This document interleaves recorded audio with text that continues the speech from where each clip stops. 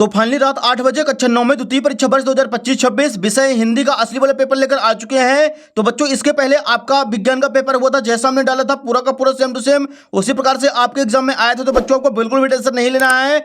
कल यानी जो 6 जून का आपका हिंदी का पेपर होने वाला है उसके लिए आपको पूरे कंप्लीट सोल्यूशन के साथ आपको इस वीडियो पर मिलने वाला है। तो चलिए बच्चों अपना टाइम वेस्ट किए, क्योंकि आपके पास टाइम बहुत कम बचा हुआ था। बच्चों सबसे पहले आप देख सकते हैं यहाँ पे पेपर का फ्रंट पेज आपका यहाँ पे कुछ इस टाइप का होने वाला है प्यारे बच्चों। जो क्वेश्चन है इसके अगले पेज से दिए गए हैं। तो यहाँ पे देखिए बच्चों सबसे पहले प्रश्न 1 दिया गया है, निम्नलिखित प्रश्नों में से सही विकल्प का चयन कर लिखिए। इसका पहला क्वेश्चन है कबीर दास की एक रचना है। इसका राइट आंसर हो जाएगा ऑप्शन नंबर सा बीजक। सेकंड क्वेश्चन है हिंदी साहित्य का स्वर्ण युग माना गया है। ऑप्शन नंबर वह हो जाएगा इसका भक्ति काल को। अगला देखिए तीसरा क्वेश्चन है काव्य की शोभा बढ़ाने वाले तत्व कहलाते हैं। ऑप्शन नंबर द हो जाएगा अलंकार कहलाते हैं। चौथा क्वेश्चन है झूरी के साले का क्या नाम था। इसका राइट आंसर हो जाएगा ऑप्शन नंबर आ गया।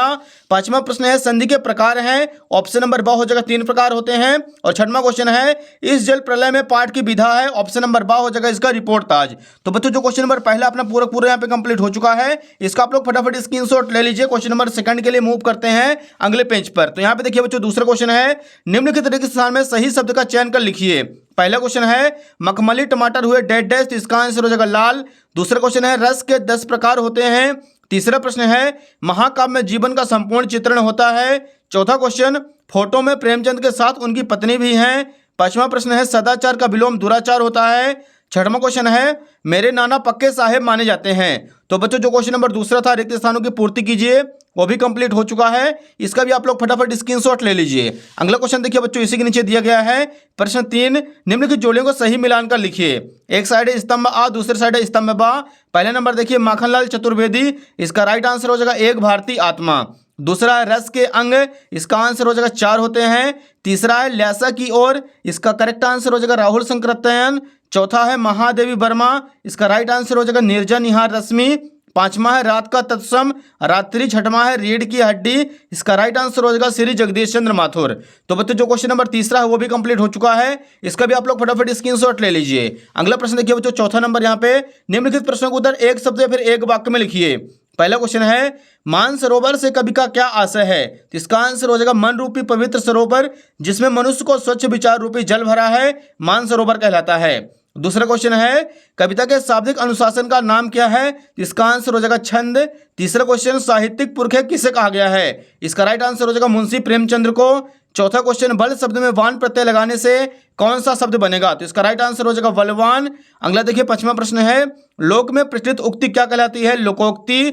छठवां क्वेश्चन है पाठ में बाढ़ के पानी को क्या कहा गया है, तो प्रलय का जल। तो बच्चों जो क्वेश्चन नंबर चौथा है एक वाक्य में उत्तर वो भी कंप्लीट हो चुका है। इसका भी आप लोग फटाफट स्क्रीनशॉट ले लीजिए। क्वेश्चन नंबर 5 के लिए मूव करते हैं अगले पेज पर। यहाँ पे देखिए पहले बच्चों पांचवा क्वेश्चन है निम्नलिखित कथनों में से सत्य अथवा असत्य कथन छांट कर लिखिए। पहला नंबर दिया गया है जायसी सूफी काव्य परंपरा के कवि हैं, इसका करेक्ट आंसर हो जाएगा सत्य। दूसरा प्रश्न है उपमा अलंकार में उप का अर्थ समीप होता है, सत्य हो जाएगा। तीसरा क्वेश्चन है हुजूम का अर्थ जन समूह नहीं है, असत्य। चौथा प्रश्न शब्द के आगे जुड़ने वाले शब्दांश उपसर्ग कहलाते हैं, सत्य हो जाएगा। पांचवा है नानी के मन में देश के प्रति आजादी था, इसका भी आंसर हो जाएगा सत्य। छठवां नंबर है राम स्वरूप दिग्यानोखी खेलातों के थे, इसका आंसर हो जाएगा असत्य। तो बच्चों जो क्वेश्चन नंबर पांचवा है अपना सत्य सत्य वो भी कंप्लीट हो चुका है। इसका आप लोग फटाफट स्क्रीनशॉट ले लीजिए। तो बच्चों यहाँ तक अपने सारे के सारे ऑब्जेक्टिव टाइप कंप्लीट हो चुके हैं। वीडियो को अपने सभी दोस्तों को फटाफट शेयर कर दीजिए, चैनल को सब्सक्राइब कर लीजिए, नोटिफिकेशन को ऑल पे प्रेस कर लीजिए।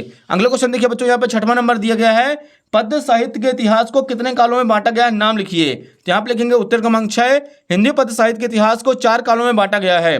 पहला हो जाएगा आदिकाल, वीरगाथा काल इसको बोलते हैं। दूसरा हो जाएगा प्रारंभिक मध्यकाल यानी भक्ति काल। दूसरा है उत्तर मध्यकाल रीतकाल। और चौथा है आधुनिक काल। ये हो जाएगा बच्चों क्वेश्चन नंबर यहाँ पे छठवां कंप्लीट। इसका आप लोग फटाफट स्क्रीनशॉट ले लीजिए। अगला देखिए 7वां नंबर है कबीर रस खान के भाव सुंदर की कोई 2 विशेषताएं लिखिए। तो यहाँ पे लिखेंगे उत्तर क्रमांक 7 कबीर रस खान के काव्य की 2 विशेषताएं निम्न है। पहला रसखान के लेखन में आडंबर नहीं था।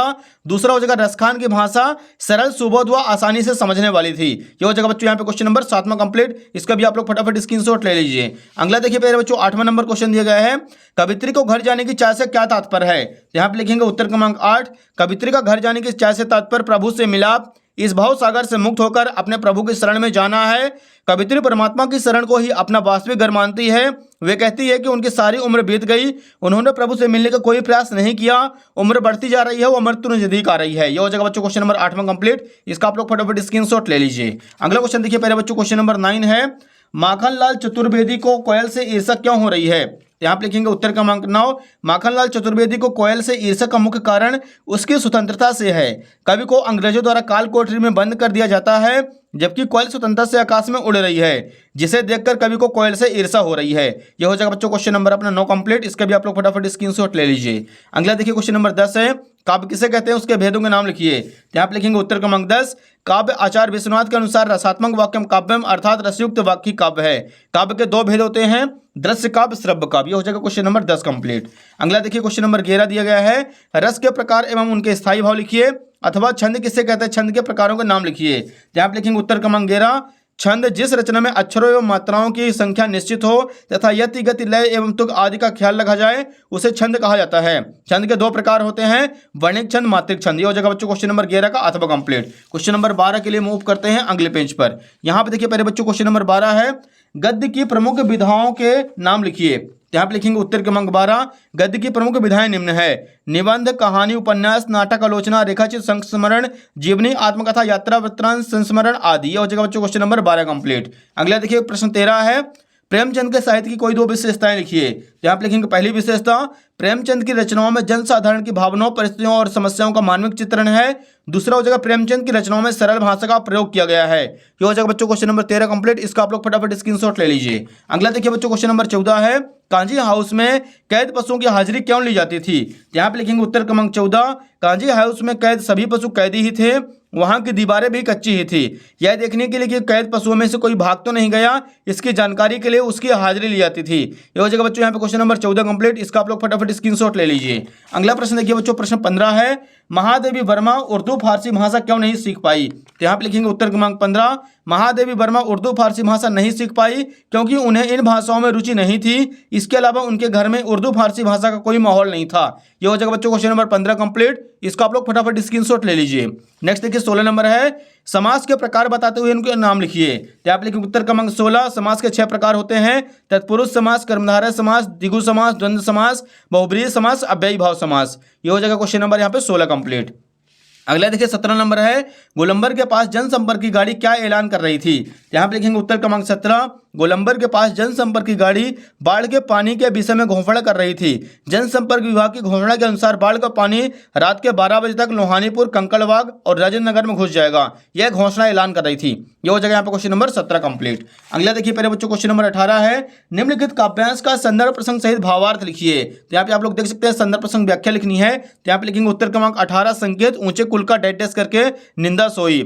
इसके बाद संदर्भ में हो जाएगा प्रस्तुत पद्यांश हमारी पाठ्य पुस्तक क्षितिज भाग 1 के ऊंचे कुल नामक शीर्षक से अवतरित है, जिसके रचयिता कबीरदास जी हैं। प्रसंग में लिखेंगे प्रस्तुत पद्यांश में ऊंचे कुल में जन्म लेने की अपेक्षा उच्च कर्मों को प्रेरित किया गया है।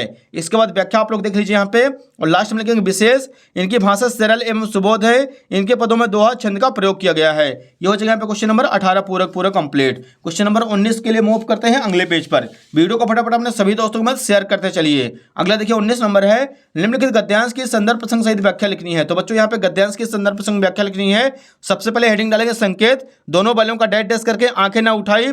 संदर्भ में लिखेंगे प्रस्तुत गद्यांश हमारी पाठ्य पुस्तक क्षितिज भाग 1 के 2 बैलों की कथा नामक शीर्षक से अवतरित है, जिसके लेखक प्रेमचंद्र हैं। प्रसंग में लिखेंगे प्रस्तुत गद्यांश में लेखक ने आत्मसमर्पण और समर्थन की महत्वपूर्णता को साझा किया है। व्याख्या आप लोग देख लीजिए। और लास्ट में लिखेंगे विशेष, शुद्ध साहित्यिक हिंदी खड़ी बोली का प्रयोग किया गया है, मुहावरे तथा लोकोक्तियों का प्रयोग किया गया है। ये हो जाएगा बच्चों यहाँ पे क्वेश्चन नंबर 19 पूरा कंप्लीट। इसको आप लोग फटाफट स्क्रीनशॉट ले लीजिए। अगला देखिए क्वेश्चन नंबर 20 दिया गया है, पानी का महत्व विषय पर एक अनुच्छेद लिखिए। तो बच्चों यहाँ पे हमें पानी के महत्व को समझाना है। तो यहाँ पे हेडिंग डालेंगे उत्तर क्रमांक 20, पानी का महत्व। कहते हैं कि जल ही जीवन है, जल के बिना धरती पर मानव जीवन की कल्पना भी नहीं की जा सकती है। मनुष्य चांद से लेकर मंगल तक सतह पर पानी तलाशने की कवायद में लगा हुआ है। ताकि वहां जीवन की संभावना तलाशी जा सके। लेकिन क्या धरती पर रहने वाले पानी के वास्तविक मूल्य को समझते हैं? कहते हैं कि पानी तो जितना पियो उतना ही कम है, लेकिन क्या यह बात पूरी तरह से सही होती है? जरूरत से ज्यादा पानी पीना भी सेहत के लिए नुकसान होता है। अति हर चीज की बुरी होती है और पानी भी कोई अपवाद नहीं है। पानी कार्बोहाइड्रेट, प्रोटीन और वसा की तरह ही पोषण का काम करता है। इस प्रकार पानी हमारे जीवन में अत्यंत महत्वपूर्ण होता है। ये हो जाएगा बच्चों यहाँ पे क्वेश्चन नंबर 20 में कंप्लीट। उम्मीद है कि आपको समझ में आ गया होगा। इसका आप लोग फटाफट स्क्रीनशॉट ले लीजिए और वीडियो को अपने सभी दोस्तों के साथ शेयर करते चलिए। नेक्स्ट देखिए क्वेश्चन नंबर 21 है, निम्नलिखित अपठित गद्यांश को पढ़कर नीचे दिए गए प्रश्नों को उत्तर लिखिए। तो बच्चों आप लोग यहाँ पे देख सकते हैं गद्यांश दिया गया है, इसके जो क्वेश्चन है अगले पेज पर दिए गए हैं। पहला नंबर है उपर्युक्त गद्यांश का उचित शीर्षक लिखिए। तो इसका आंसर हो जाएगा लोक संस्कृति। दूसरा, लोकगीत किसका दर्पण होते हैं? इसका राइट आंसर हो जाएगा लोकगीत लोक जीवन का दर्पण होते हैं। तीसरा क्वेश्चन है उपर्युक्त गद्यांश का सारांश लिखिए। तो बच्चों यहाँ पे सारांश लिखने के लिए जो गद्यांश दिया गया है उसके आपको ऊपर की 2 लाइन लिख देनी है और नीचे की 2 लाइन, वही हो जाएगा इसका सारांश। अगला देखिए क्वेश्चन नंबर 22 दिया गया है, स्थानांतरण प्रमाण पत्र यानी टीसी प्राप्त करने हेतु अपने विद्यालय के प्राचार्य को एक आवेदन पत्र लिखिए। तो बच्चों यहाँ पे टीसी के लिए आवेदन पत्र लिखना है, यानी स्थानांतरण प्रमाण पत्र के लिए। तो आप लोगों से बन जाएगा, बहुत सिंपल और बहुत आसान है। क्वेश्चन नंबर 23 के लिए मूव करते हैं अगले पेज पर। प्रश्न 23 है, निम्नलिखित विषयों में से किसी एक विषय पर रूपरेखा सारगार्भित निबंध लिखिए। पहला है विद्यार्थी जीवन में अनुशासन, दूसरा पुस्तकालय, तीसरा पर्यावरण प्रदूषण। तो बच्चों आपको पर्यावरण प्रदूषण के बारे में अच्छी तरीके से आपको यहाँ पर निबंध लिख लेना है 2 से 3 पन्ने में, तभी आपको बच्चों फुल नंबर मिलेंगे। तो बच्चों उम्मीद है कि आपको पूरी वीडियो समझ में आ गई होगी। वीडियो को फटाफट लाइक कर दीजिए, चैनल को सब्सक्राइब कर लीजिए और वीडियो को अपने सभी दोस्तों के साथ शेयर कर दीजिए, क्योंकि बच्चों पूरा सॉल्यूशन जो भी असली क्वेश्चन पेपर आपको इसी यूट्यूब चैनल पर मिलने वाला है। फटाफट वीडियो को